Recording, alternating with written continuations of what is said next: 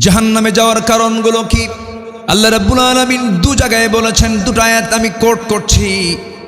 সূরা মুদ্দাসসিরে মহান রাব্বুল আলামিন বলেন, মা সালাকাকুম ফি সাকার ক্বালু লাম নাকু মিনাল মুসাল্লিন ওয়া লাম নাকু নুতঈমুল মিসকিন ওয়া কুন্না নাখুযু মা'আল খায়িদিন ওয়া কুন্না নুকাযযিবু বিয়াউমিদ্দিন হাত্তা আতানাল ইয়াকিন فما تنفعهم شفاعة الشافعين জোরে বলুন আল্লাহু আকবার। ও সাকারবাসী, ও দোজখবাসী, জাহান্নাম মোট কয়টা বলেন? বলেন কয়টা? 7টা জাহান্নাম। এর মধ্যে একটার নাম হলো সাকার। ও সাকারবাসী, ও দোজখবাসী, আজকে তোমরা সাকার নামক দোজখে কেন? তারা বলবে, আমরা দুনিয়ার জিন্দেগিতে 4টা কাজ করে আসি নাই। কয়টা কাজ বলেন? 4টা কাজ। কি কি? সঙ্গে সঙ্গে তারা বলতেছে, আল্লাহ পাক তাও জানিয়ে দিয়েছেন, ক্বালু লাম নাকু মিনাল মুসাল্লিন। এই দুনিয়ার জিন্দেগিতে ওয়াক্তে ওয়াক্তে আজান শুনতাম, সুমধুর কণ্ঠে মসজিদ থেকে আজান ভেসে আসতো, কিন্তু নামাজ পড়তাম না। নামাজ না পড়ার কারণে আজকে আমরা সাকার নামক দোজখে আছি। আমার বন্ধুগণ, তাহলে এই দেশের 18 কোটি মুসলমানের দেশ হলো বাংলাদেশ। এই দেশে মাত্র 5% মুসলমান নামাজ পড়ে, আর বাকি 95% মুসলমান নামাজ পড়ে না। এখন বলুন, এই দেশের অধিকাংশ মুসলমান জান্নাতি না জাহান্নামী? কার পরিসংখ্যানে? কার কথায়? আমি হিসাবটাকে আমি বের করে দিলাম? কে বের করে দিয়েছেন? আল্লাহ। তাহলে রাস্তায় চলতে নিয়ে দেখা যায় জান্নাতি মানুষ বেশি না জাহান্নামী মানুষ বেশি? জাহান্নামী। নামাজ যে পড়বে না, ভাবতে হবে ওই লোকটা জান্নাত পাবে না। ভয়ঙ্কর কথা কিন্তু। নামাজ যে পড়বে না, ওই লোকটা জান্নাত পাবে না, কারণ এটা আল্লাহর ওয়াদা। আরো ভয়ঙ্কর কথা কিছুক্ষণ পর আসতেছি। সাকার নামক দোজখটা একটা দোজখ। আবার কিছু কিছু গর্ত আছে, যে সমস্ত গর্তগুলো ভয়ঙ্কর গর্ত, যে গর্তগুলোকে জাহান্নাম পর্যন্ত ভয় পায়। এত ভয়ঙ্কর সেই গর্তগুলো। সূরা মারিয়ামের 59 নম্বর আয়াতে আল্লাহ রাব্বুল আলামিন বলেন, فَخَلَفَ مِن بَعْدِهِمْ خَلْفٌ أَضَاعُوا الصَّلَاةَ وَاتَّبَعُوا الشَّهَوَاتِ فَسَوْفَ يَلْقَوْنَ غَيًّا। আল্লাহু আকবার। এই দুনিয়ার জিন্দেগিতে যারা নামাজকে নষ্ট করে ফেলবে, নামাজ যারা আদায় করবে না অথবা নামাজকে নষ্ট করে ফেলবে, আল্লাহ রাগ করে বলছেন। এই আয়াতটা যখন দেখি আমি কাঁপতে থাকি, আমার কাছে খুব ভয় লাগে। আল্লাহ বলছেন, ওই সমস্ত বান্দাগুলোকে আমি আল্লাহ রাব্বুল আলামিন শুধু জাহান্নাম নয়, জাহান্নামের গর্তের মধ্যে আমি তাদেরকে ঢুকায়া ছাড়বো। এত ভয়ঙ্কর কথা। অথচ দেশ শাসন হলো আজকে 53-54 বছর, 25 বছর, 16 বছর, 9 বছর, কেয়ারটেকাররা কয়েক বছর। অনেক দলই দেশ শাসন করলেন, দেশটা চালালেন, কিন্তু দুঃখে বুকটা ফেটে যায়। আজ পর্যন্ত কোনো মুসলিম শাসকের মুখ থেকে এই সাহস বের হলো না। আমরা সংসদে বহু আইন পাশ করেছে, চলুন জাহান্নাম থেকে বাঁচানোর জন্য, জাতিকে জাহান্নাম থেকে বাঁচানোর জন্য, জাতির জন্য নামাজের আইনটা পাশ করি। কেউ করেছে? কেউ করেছে? কি পাশ করেছে? মদের আইন পাশ করেছে। মদের আইন পাশ করেছে, জেনার আইন পাশ হয়েছে, প্রস্টিটিউশনের একজন প্রস্টিটিউটার, একজন জেনাকার, লাইসেন্সওয়ালা, আপনি তাকে কখনো মানা করতে পারবেন না। সে বুক উঁচু করে বলবে, I M A sex worker, আমি যৌনকর্মী, এই যে আমার লাইসেন্স, তুমি আমাকে বাধা দেবার কে? কোনো আপনি প্রশাসন দিয়ে আপনি তাকে আটকাতে পারবেন না। এমন আইন আমার দেশে পাশ করা আছে। জেনার আইন পাশ হলো, মদের আইন পাশ হলো, সুদের আইন পাশ হলো, কিন্তু এত মুসলিম শাসক আসলো গেল, কি বড় বড় বুজুর্গ, কিন্তু তারা আজ পর্যন্ত নামাজের বিলটা পাশ করার সাহস পেল না।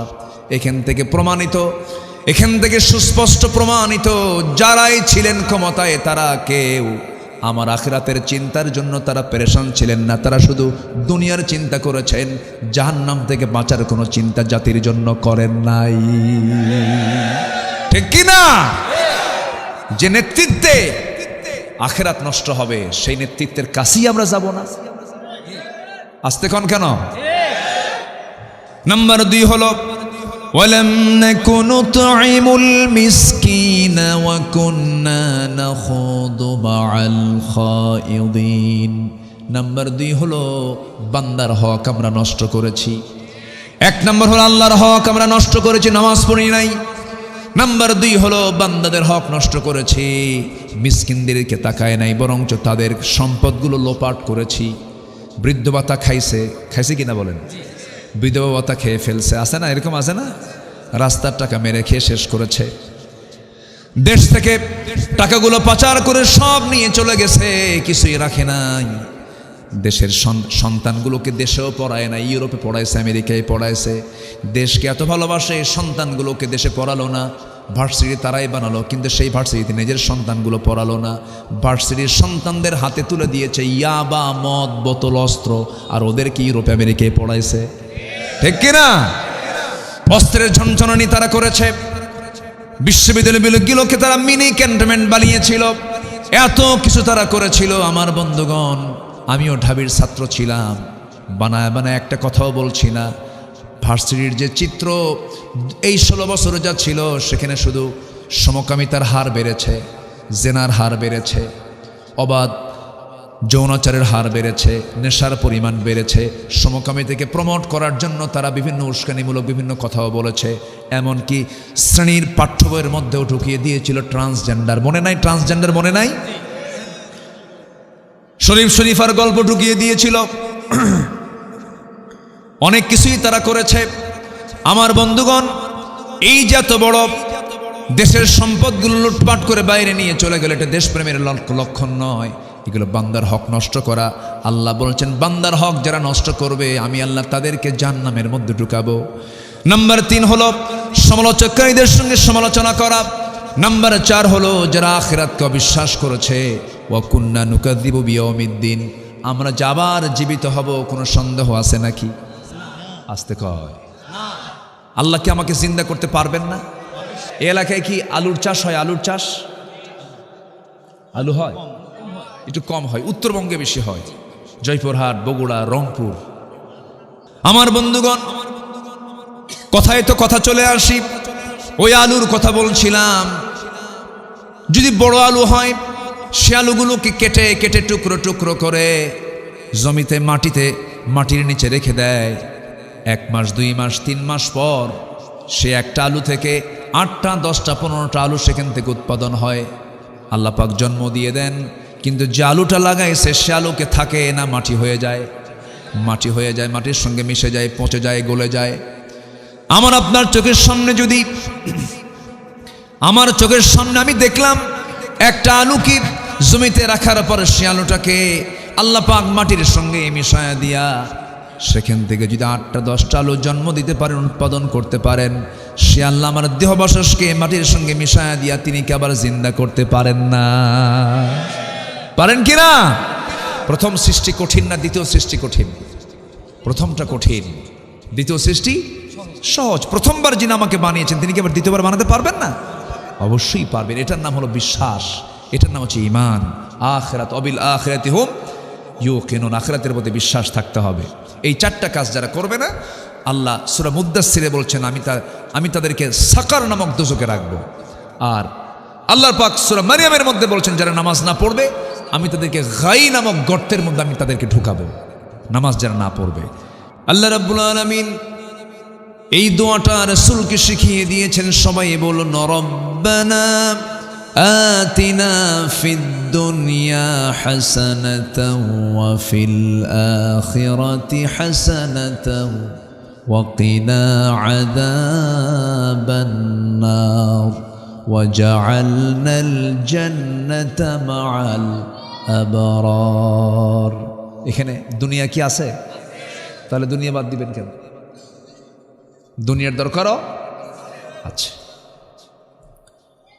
কিন্তু দুনিয়াটা কি দরকার? দুনিয়াতে আমার চলার জন্য আল্লাহ রাব্বুল আলামিন যে পথ দিয়েছেন, লিগ্যাল ওয়ে দিয়েছেন, আবার শয়তানের দেওয়া ইল্লিগ্যাল ওয়েও আছে, অবৈধ পন্থাও আছে। এই দুনিয়াতে অবৈধ পন্থাগুলোকে প্রত্যাখ্যান করে বৈধ পন্থা অবলম্বন করলে পরই দুনিয়াটাও সুন্দর হয়ে যাবে, আখিরাত সুন্দর হয়ে যাবে। এই জন্য হালাল এবং হারামের জ্ঞান শুধু আলেমদের জন্য নয়, যিনি জান্নাত পেতে চান প্রত্যেকটা বান্দার জন্য হালাল হারামের জ্ঞান অর্জন করা আল্লাহ পাক ফরজ করে দিয়েছেন। না জানলে আপনি আমল করবেন কেমনে? হালাল কোনটা, হারাম কোনটা, লেজিটিমেট অ্যান্ড প্রহিবিটেড, কোনটা হালাল কোনটা হারাম, এটা জানার দরকার আলেমের না সবার? জানার দরকার আলেমের না সবার? যার জান্নাত দরকার তার জানা দরকার, তার জানা দরকার। আমার বন্ধুগণ, দুনিয়া যদি একটু লস হয়ে যায়, দুনিয়া যদি একটু আমার জন্য ক্ষতিও হয়ে যায়, এই ক্ষতি একদিন শেষ হয়ে যাবে। কিন্তু আমার মরার পরে যদি জান্নাত মিস হয়ে যায়, এর চাইতে বড় ক্ষতি আর কোনোটাই হতে পারে না। সবচেয়ে বড় ক্ষতি হয়ে যাবে জান্নাত যদি হাতছাড়া হয়ে যায়। এই জন্য আমরা এই দুনিয়াটা কেমনভাবে সাজায় নেব যে সাজানোর মধ্য দিয়া জান্নাতটা যেন আমার জন্য পাওয়াটা খুব সহজ হয়ে যায়। সেই জান্নাত লাভের জন্য আমাকে আপনাকে মুজাহাদা করতে হবে। মহান রব্বুল আলামিন ইমানদারকে ডাক দিয়ে বলছেন, ইয়া আইয়ুহাল্লাযীনা আমানু তাকুল্লাহা ওয়াল তানজুর নাফসুম মা কদ্দামাত লিগাদিন ওয়াত্তাকুল্লাহ ইন্নাল্লাহা খাবীরুম বিমা তা'মালুন। জোরে বলুন আল্লাহু আকবার। ইমানদারেরা শোনো, তোমরা আমি আল্লাহ আমাকে ভয় করো এবং ওয়াল তানজুর, ওই দিকে লক্ষ্য করো। ওয়াল তানজুর নাফসুম মা কদ্দামাত লিগাদ, ওই দিনের জন্য তুমি সতর্ক থাকো, খেয়াল করো আগামী দিনের জন্য, অর্থাৎ আখিরাতের জন্য তুমি কি পাঠাচ্ছ ওই দিকে খেয়াল করো। খবরদার, সাবধান, তুমি যা কিছু করছো সকল কিছুর খবরদারি কে রাখেন? খবরদারি কে করেন? আল্লাহ করেন। একটা সেকেন্ড নষ্ট করার সুযোগ নাই,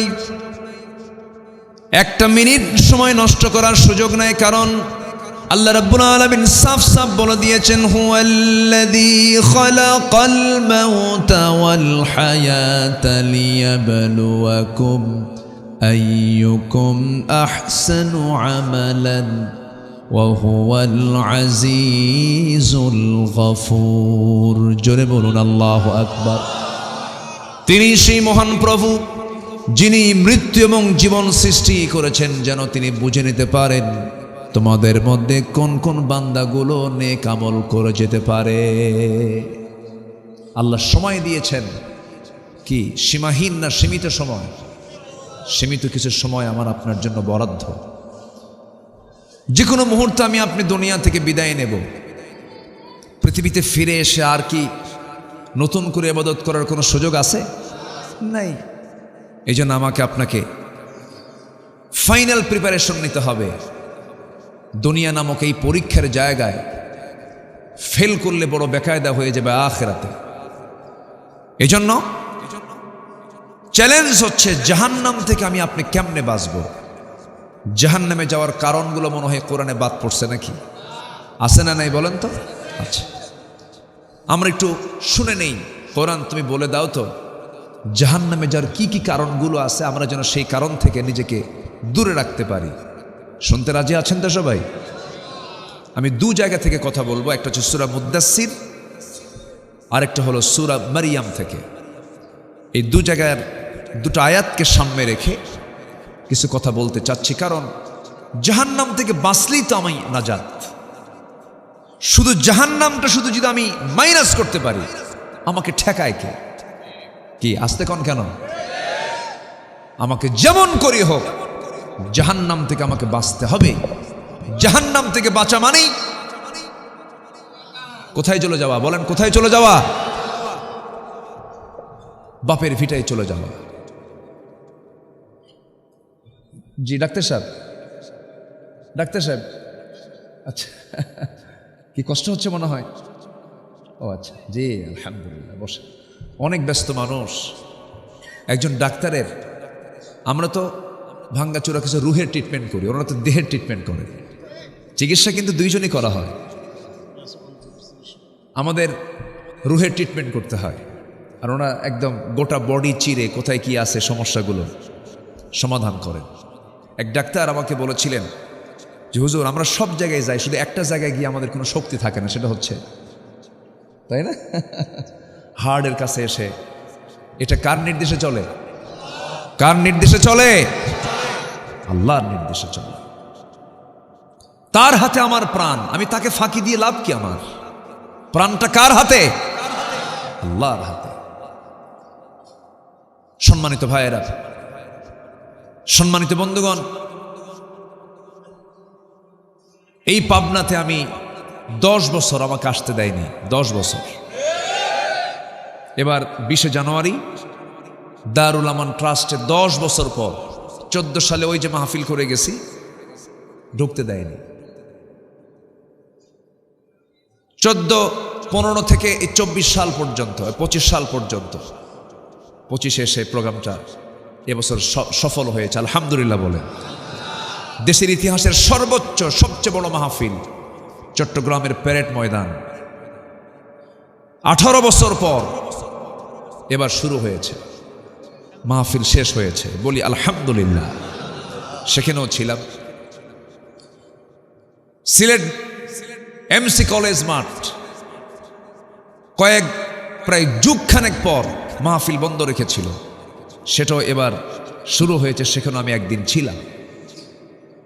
ওরা চেয়েছিল কোরআনের আওয়াজকে আমরা বন্ধ রাখতে পারবো, এটা ভুল। ইতিহাস থেকে শিক্ষা নিন, কোরআনকে যারাই অচল করতে চাবে তারা অচল হয়ে যাবে,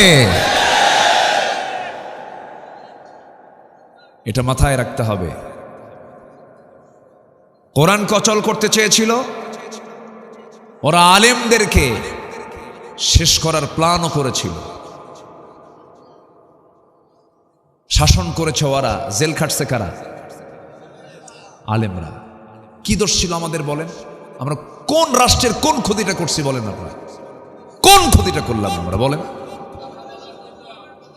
রাষ্ট্রের কোনো দায়িত্বই তো আমাদের দেওয়া হয় নাই। 2018 সাল আমার বাড়ি 250 পুলিশ ঘেরাও করছে, 250। আমাকে ধরতে আসছে, বলল হুজুর চলেন। কোথায়? থানায়। কে এত লোক কেন? কিছু কয় না। বড় সন্ত্রাসী তো আমি, যদি দৌড় মারি। আলেমরা দৌড়ায় না, আলেমরা পালায় না।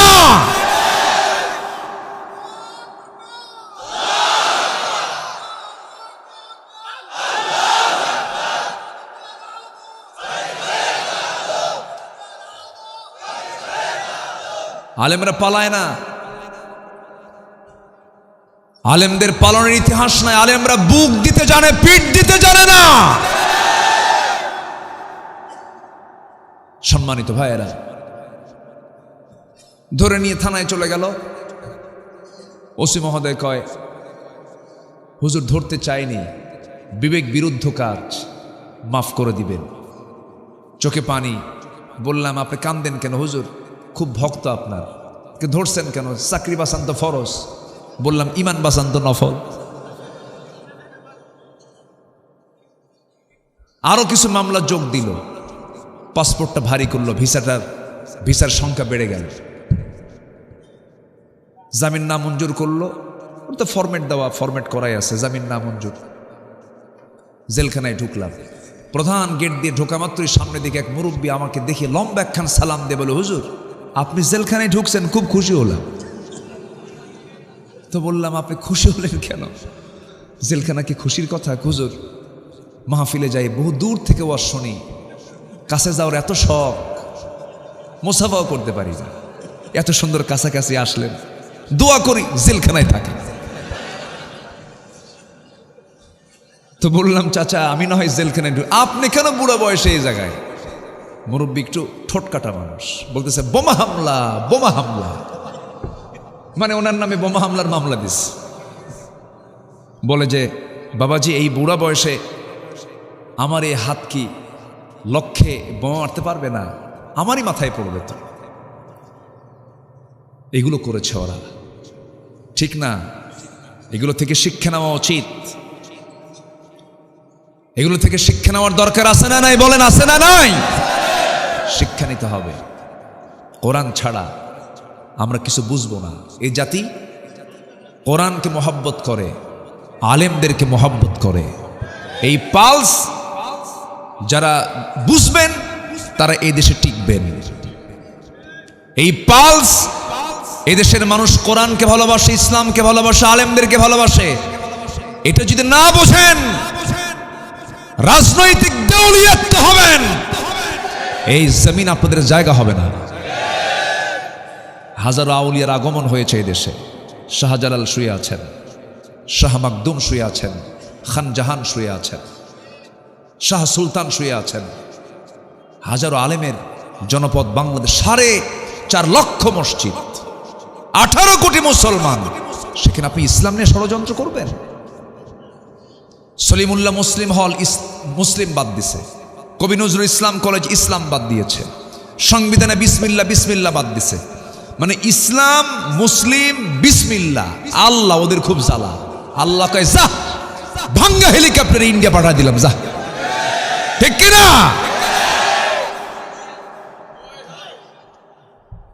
কষ্ট পাচ্ছেন নাকি আপনারা? এই কথাগুলো আমাদের তো বলতে হবে ভাই, এই জন্য একটু বললাম। রাগ করতেছেন নাকি আপনারা? একটু বলা দরকার। ওরা আমাদেরকে এত কিছু করলো, আমরা কি একটু বলতেও পারবো না? তবে হ্যাঁ, কোনো ভাঙচুরের সঙ্গে আমাদের সমর্থন নাই, আমরা ভাঙচুরকে ভালোবাসি না। রসুল মদিনা থেকে মক্কা যখন বিজয় করেছেন, প্রতিশোধ নিয়েছেন না মাফ করে দিয়েছেন? তবে 17 জনকে তিনি মাফ করেননি। এরকম বদমাইশ আমার দেশেও কিছু আছে। আসতে বলবেন না, আছে না নাই? প্রকাশ্যে গুলি করে হত্যা করেছো তোমরা, তার ভিডিও ফুটেজ আছে, আছে না নাই? যার সন্তান মারা গেছে সে বোঝে সন্তান হারানোর বেদনাটা কি। এটা কেউ বুঝবে না তাছাড়া। এত চাপা ছিল, মাইক পেলেই বাজে কথা, যে কথাটা একজন ঊর্ধ্বতন নেতৃবৃন্দের মুখে মানায় না। কিছু হলেই বলতো খেলা হবে, বলতো না? এটার শুরু করেছে হলো নারায়ণগঞ্জ থেকে, শুরু হয়েছে নারায়ণগঞ্জ, কিন্তু এটার বাস্তব মানে এই কথাটাকে রূপায়ণ করেছে হলো নোয়াখালী। শুরু হয়েছে নারায়ণগঞ্জ, আর রূপ দিয়েছে কে? নোয়াখালী। কেউ নাই, কেউ নাই। লাভটা হলো কি? এগুলো দিবেন না, এগুলো বলবেন না। অহংকারকে আল্লাহ পাক বরদাস্ত করতে পারেন না, ঠিক কিনা? অহংকার দেখানো ঠিক না। আখেরাতকে টার্গেট করুন, শান্তি পাবেন। আখেরাতকে প্ল্যান করুন, বিসমিল্লাহর বিরুদ্ধে লাগেন না, ইসলাম নিয়ে লাগেন না, আলেম নিয়ে লাগেন না, কোরআন নিয়ে লাগেন না। 16 বছর ইসলামের শিক্ষাকে, 16 বছর যতটুকু ইসলামী শিক্ষা সিলেবাসে ছিল তার কবর রচনা করেছে। রাসূলুল্লাহর কবিতার জায়গায় লাল গরু ঢুকাইছে, লাল গরু। এগুলো করেছে, কিছু রাখে নাই তো, সব উল্টাপাল্টা করে ফেলেছিল। আমরা এগুলোকে নতুন করে সাজাবো ইসলাম দিয়ে। আমার আব্বা দরকার নাই, আমার কারো দরকার নাই, আমার বাবার স্বপ্ন না, কারো স্বপ্ন না। আমরা আল্লাহর দেওয়া বিধান অনুযায়ী দেশকে দেখতে চাই। এটা কি বুক উঁচু করে বলতে পারবেন না আপনারা? কোনো দুর্বলতা আছে নাকি? সূর্য কার? আকাশটা কার? জমিনটা কার? বুক উঁচু করে বলবে এই জমিন আমরা আইন দেখতে চাই আল্লাহর। রাজি আছেন কারা কারা? হাত উঁচু করে দেখান মুসলমান।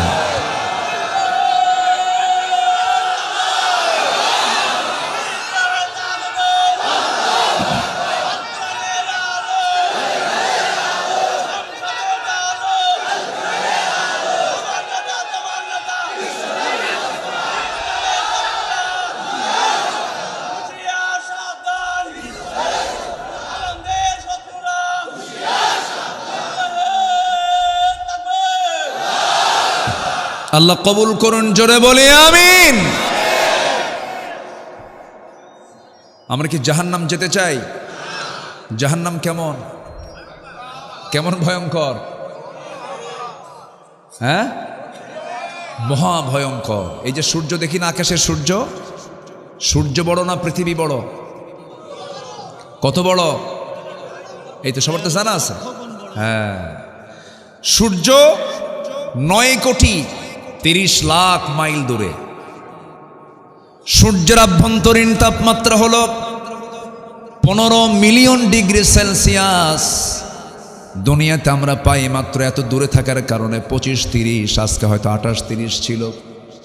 কিন্তু সূর্যের যে ইন্টারনাল যে তাপমাত্রা, ভিতরের তাপমাত্রা হলো, আভ্যন্তরীণ তাপমাত্রা হলো 15 মিলিয়ন, 15 কোটি নয়, 15 মিলিয়ন ডিগ্রি সেলসিয়াস। এই বিশাল, এই প্রদীপ্ত এই সূর্যটা, জাহান্নামটা এত বড়। জাহান্নামের মুখে যদি ছেড়ে দেওয়া হয়, একটা সন্তান মুখের ভিতরে চকলেট নিলে পরে যেমন নিমিষেই 2-1 মিনিটের মধ্যে নিঃশেষ হয়ে যায়, ঠিক তেমনি জাহান্নামের মুখে যদি এই বিশাল সূর্যকে যদি ছেড়ে দেওয়া হয়, নিমেষেই সূর্য তার অস্তিত্ব হারিয়ে ফেলবে। এত বড় ভয়ঙ্কর সেই জাহান্নাম। জাহান্নামে যাওয়ার কারণগুলো কি? আল্লাহ রাব্বুল আলামিন 2 জায়গায় বলেছেন, 2টা আয়াত আমি কোট করছি।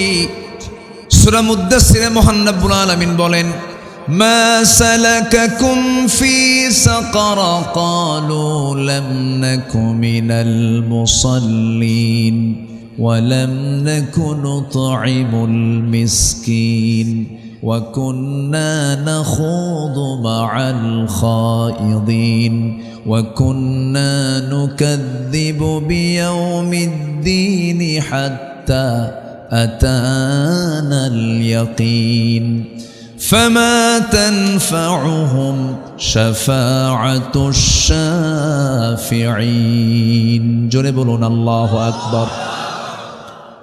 ও সাকারবাসী, ও দোজখবাসী, জাহান্নাম মোট কয়টা বলেন? বলেন কয়টা? 7টা জাহান্নাম। এর মধ্যে একটার নাম হলো সাকার।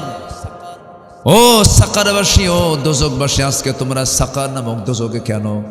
তারা বলবে, আমরা দুনিয়ার জিন্দেগিতে 4টা কাজ করে আসি নাই। কয়টা কাজ বলেন?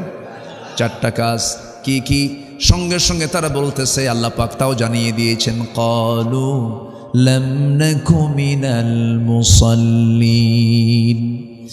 এই দুনিয়ার জিন্দেগিতে ওয়াক্তে ওয়াক্তে আজান শুনতাম, সুমধুর কণ্ঠে মসজিদ থেকে আজান ভেসে আসতো, কিন্তু নামাজ পড়তাম না। নামাজ না পড়ার কারণে আজকে আমরা সাকার নামক দোজখে আছি। আমার বন্ধুগণ, তাহলে এই দেশের 18 কোটি মুসলমানের দেশ হলো বাংলাদেশ। এই দেশে মাত্র 5% মুসলমান নামাজ পড়ে, আর বাকি 95% মুসলমান নামাজ পড়ে না। এখন বলুন, এই দেশের অধিকাংশ মুসলমান জান্নাতি না জাহান্নামী? কার পরিসংখ্যানে? কার কথায়? আমি হিসাবটাকে আমি বের করে দিলাম? কে বের করে দিয়েছেন? আল্লাহ।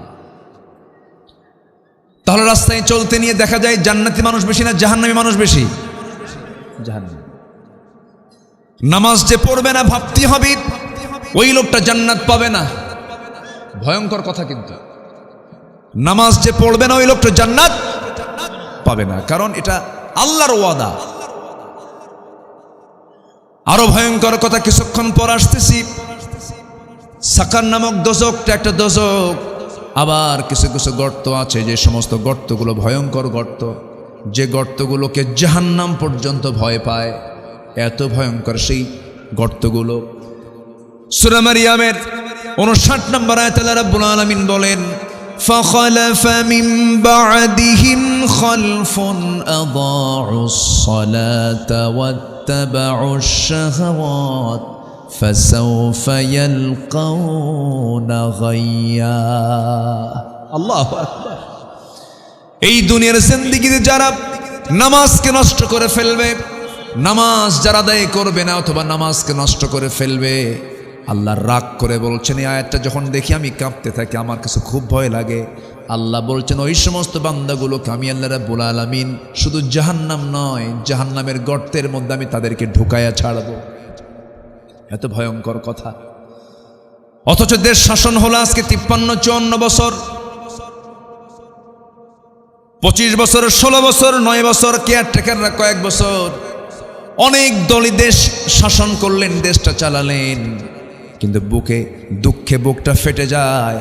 আজ পর্যন্ত কোনো মুসলিম শাসকের মুখ থেকে এই সাহস বের হলো না। আমরা সংসদে বহু আইন পাশ করেছি, চলুন জাহান্নাম থেকে বাঁচানোর জন্য, জাতিকে জাহান্নাম থেকে বাঁচানোর জন্য, জাতির জন্য নামাজের আইনটা পাশ করি। কেউ করেছে? কেউ করেছে? কি পাশ করেছে? মদের আইন পাশ করেছে। মদের ফ্যাক্টরি আমার দেশে আছে না নাই? ওই যে দর্শনা, একটু পদ্মা পার হয়ে যাবেন, এটা কিসের তীরে? ঈশ্বরদী, পদ্মার তীরে না? হ্যাঁ, পদ্মার তীর তো। জি, আপনাদের ভাষাগুলো অনেক সুন্দর, কিন্তু পাবনার সাথে পুরোটা মিল নাই না? পাবনার সাথে কিন্তু আপনাদের ভাষার মিল নাই। পাবনা তো একটু গেদা, একটা আলাদা টান আছে না? ঈশ্বরদী কেমন যেন একটা ভিন্ন, একই জেলা কিন্তু একটা ভিন্নতা আছে। আপনাদের ভাষার মধ্যে অনেক স্মার্টনেস পাওয়া যায়, বলি আলহামদুলিল্লাহ। একটা সুন্দর বইয়ের মতো ভাষা, সাহিত্যের ভাষার মতো মিলে যায়, বলি আলহামদুলিল্লাহ। ভাষা সুন্দর হওয়া এটা কপাল লাগে, এটা ভালো তো, বলি আলহামদুলিল্লাহ। সব ভাষাই সুন্দর, কিন্তু শুদ্ধভাষী হলে রাসূল নিজে বলেছেন নাহনু আফসাহুল আরব, আমি হলাম আরবদের মধ্যে সবচেয়ে শুদ্ধভাষী মানুষ। রাসূল যখন আরবি ভাষায় যখন কথা বলতেন, ওনার চাইতে সুন্দর শুদ্ধ করে কথা পৃথিবীর কেউ বলতে পারে নাই, পারবেও না। আল্লাহু আকবার বলেন। এজন্য দিনের কথা বলতে গেলেও শুদ্ধ ভাষায় কথা বলাটা সুন্নাহ। শুদ্ধ ভাষায় কথা বলা কি সুন্নাহ। জি, তাহলে আমার মূল আলোচনার দিকে চলে যাচ্ছি। এই দেশে জান্নাতি মানুষ বেশি না জাহান্নামী মানুষ বেশি বলেন? এই পরিসংখ্যান কে দিয়েছেন? আল্লাহ দিয়েছেন। এটা আমার কোনো কথা না, এটা আমি সৃষ্টি করলাম না, কিন্তু আল্লাহ নিজে বলছেন 1 নম্বর কারণ হলো নামাজ না পড়া, জাহান্নামে যাওয়া। অথচ এটা নিয়ে কোন নেতৃবৃন্দের কোনো হেডেক নাই। এত আইন পাশ হলো, মদের আইন পাশ করেছে, জেনার আইন পাশ হয়েছে, প্রস্টিটিউশনের একজন প্রস্টিটিউটার, একজন জেনাকার, লাইসেন্সওয়ালা, আপনি তাকে কখনো মানা করতে পারবেন না। সে বুক উঁচু করে বলবে I M A sex worker, আমি যৌনকর্মী, এই যে আমার লাইসেন্স, তুমি আমাকে বাধা দেবার কে? কোনো আপনি প্রশাসন দিয়ে আপনি তাকে আটকাতে পারবেন না, এমন আইন আমার দেশে পাশ করা আছে। জেনার আইন পাশ হলো, মদের আইন পাশ হলো, সুদের আইন পাশ হলো, কিন্তু এত মুসলিম শাসক আসলো গেল, কি বড় বড় বুজুর্গ, কিন্তু তারা আজ পর্যন্ত নামাজের বিলটা পাশ করার সাহস পেল না। এখান থেকে প্রমাণিত, এখান থেকে সুস্পষ্ট প্রমাণিত, যারাই ছিলেন ক্ষমতায় তারা কেউ আমার আখিরাতের চিন্তার জন্য তারা পেরেশান ছিলেন না। তারা শুধু দুনিয়ার চিন্তা করেছেন, জাহান্নাম থেকে বাঁচার কোনো চিন্তা জাতির জন্য করেন নাই। ঠিক কি না? যে নেতৃত্বে আখিরাত নষ্ট হবে, সেই নেতৃত্বের কাছেই আমরা যাব না। আসতে কোন কেন? অনেকে এটা বুঝানোর চেষ্টা করেন 1500 বছর আগের কোরআন দিয়া আজকের সমাজ চলবে না, এই কথা কিন্তু বলে, কিন্তু অনেকে মধ্যযুগে আইন বলে এটাকে দোষারোপ করার চেষ্টা করে, বিভিন্ন গ্রামার খাটায়, খুব হেকমত খাটায়। হেকমত কেমন দেখেন, এই যে ইদানে একটা কথা শুনতেছে আমরা কানে, যদি ভুল করে বলেন সেটা ভুল তো ভুলই, যদি বলে থাকেন এমন কথা প্ল্যান করে, তাহলে তওবা করা উচিত। কোরআনের সাথে রাজনীতির কোনো সম্পর্ক নাই। বলেন তো এটা কি এই কিতাবের বিরুদ্ধে একটা বড় একটা আঘাত না? চরম সাংঘর্ষিক কথা। যেই বলুক না কেন, যে ব্যক্তি বলুক না কেন, এই কথা কি কোরআন মানবে? কোরআন কি এটা মানবে? কখনো কোরআন মানবে না। এটা কি চান আপনি? এই যে ডাক্তার বসে আছে, এটা চিকিৎসার গ্রন্থ, সুবহানাল্লাহ বলে। একটা এখানে এটা ফ্যাক্টরির কথা আছে জানেন, ওষুধ ফ্যাক্টরি। এই ফ্যাক্টরির দায়িত্ব, ওষুধ প্রস্তুতের দায়িত্ব, কেমিক্যাল হোল ইনস্ট্রুমেন্টের দায়িত্ব আল্লাহ পাক কোনো মানুষকে দেননি। কারণ মানুষ কি করে জানেন? ভেজাল করে। মানুষ কি করে? ভেজাল করে। এই ডিপার্টমেন্ট আল্লাহ পাক জানেন যে মানুষ কি করবে, এই জন্য আল্লাহ পাক মৌমাছিকে দিয়ে দিয়েছে। যেরকম সুবহানাল্লাহ। মৌমাছির আরবি হলো নাহাল। আল্লাহ পাক 114 সূরার মধ্যে আল্লাহ পাক এত গুরুত্বপূর্ণ হওয়ার জন্য একটা সূরার নামই মৌমাছি হয়ে গেছে। জোরে বলে সুবহানাল্লাহ। অবশ্যই মৌমাছির একটা রহস্য আছে না নাই? একটু যাই ওইদিকে যাই, যাব দেখি তো রহস্য কি হয়, একটু বের করে নিয়ে আসে। ওই দেখেন, কমপক্ষে একটু ফজর পর্যন্ত লেগে দেন না হয়, সমস্যা কি? তাও রাজি আছেন আপনারা কি জানাজা সহ? আচ্ছা, গতকালকে আমার সফর ছিল। গতকাল আমি ছিলাম বেশি দূরে না, মাত্র সিলেট ছিলাম। সিলেট আগামীকালকে মাহফিল আছে আবার রংপুরে। দোয়া করবেন না আপনারা? দোয়া করবেন না? একটু দোয়া চাই, খাস দোয়া চাই। পাবনা আমার খুব ভালো লাগে, মানুষগুলো খুব সাদামাঠা। আলহামদুলিল্লাহ, জোরে বলি আলহামদুলিল্লাহ। আপনারা শক্তিশালী মানুষও, দুধ খান তো? পাবনার মানুষ কিন্তু বেশি দুধ খায়, দুধের সমৃদ্ধ পাবনা। জান্নাতের খাবার দুনিয়াতে খেয়ে ফেলতেছেন আপনারা। পাবনার দুধটা বিখ্যাত না? পাবনার ঘি, যাওয়ার সময় একটু দিয়ে দিয়েন কিছু ঘি। পাবনার ঘি এটা অত্যন্ত লোভনীয়, খুব ভালো জিনিস। ঘিতে মেধা প্রখর হয়। আলহামদুলিল্লাহ বলেন। জান্নাতের খাবার, জান্নাতে 4টা নহর থাকবে। কয়টা নহর থাকবে বলেন?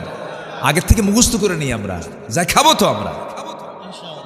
1 নম্বর হচ্ছে মধুর নহর। বলেন কিসের নহর? মধু। তাহলে মধু এই যে নাহাল আসতেছে। আরেকটা হচ্ছে দুধের নহর, আরেকটা হচ্ছে শরাবের নহর। এই পচা মদ না, কেরু কোম্পানি নাই। শরাবের নহর, যা খেলে লিভার পচবে না, চোখ লাল হবে না, যৌবন নষ্ট হবে না, মাতালো হবে না। যৌবন মানে যৌবনের শক্তি ডাবল থেকে ডাবল হয়ে যাবে এই শরাব। আরেকটা হচ্ছে পানি। আরেকটা কি? পানি। কয়টা নহর হলো? 4টা নহর। এর মধ্যে একটা নহর কোন জেলায় আছে? আসতে কয়? পাবনায় আছে। মিল্ক ভিটা সহ সব কোম্পানিগুলো এখান থেকে নিয়ে চলে যায়। এই যে ডেমরা হয়ে এই রোডে ঢুকলে শুধু পালা আর পালা, রাস্তা দখল পালা দিয়া। বললাম এত পালা কেন? যত পালা তত গরু। আলহামদুলিল্লাহ বলে। গরু পালা তো সহজ না, অনেক ধৈর্যের ব্যাপার। গরু পালতে নিয়ে মানুষকে গরু হতে হয়, বিশাল ব্যাপার। এটা আপনারা খেদমত করছেন, আলহামদুলিল্লাহ বলেন। তো মধু, আল্লাহ পাক মৌমাছিকে ডিপার্টমেন্ট দিলেন যে তুমি এই ফ্যাক্টরিটা চালাও, মানুষকে দেব না। ওরা মধুর মধ্যে আরো শিরা ঢুকায়। কি ঢুকায়? মিষ্টির শিরা ঢুকায়, ওদেরকে দেওয়া যাবে না, তুমি করো এটা। আল্লাহ রাব্বুল আলামিন মৌমাছিকে ওহী দিলেন, ইঙ্গিত দিলেন। ওয়াআউহা রাব্বুকা ইলান নাহলি আনিত্তাখিযি মিনাল জিবালি বুয়ুতা ওয়া মিনাশ শাজারি ওয়া মিম্মা ইয়ারিশুন। আমি মৌমাছিকে ওহী দিলাম। আল্লাহ বলছেন, ও মৌমাছি, গাছের ডালে পাহাড়ের পাদদেশে সুন্দর করে বাসা বানাও, মধু প্রস্তুত করে মধুগুলো সংগ্রহ করে সেখানে রাখো। 1973 সালে অস্ট্রিয়ান বিজ্ঞানী কার্ল ভন ফ্রিচ, উনি গবেষণা করেছেন মৌচাক এবং মধু নিয়ে। তার গবেষণাকে আমলে নিয়ে সুইডিশ একাডেমি নোবেল পুরস্কার তাকে দিয়েছে। তিনি 3টা তথ্য দিয়েছেন, যে তথ্য সুইডিশ একাডেমি এটাকে মাথায় নিয়েছে, প্রশংসা করে তাকে পুরস্কার দিল। কিন্তু তিনি যে 3টা তথ্য দিয়েছেন, সেই তথ্য তিনি গবেষণা করতে পারেন, কিন্তু সেই তথ্যের সঙ্গে কোরআনের 3টা তথ্যের হুবহু মিল হয়ে গেছে।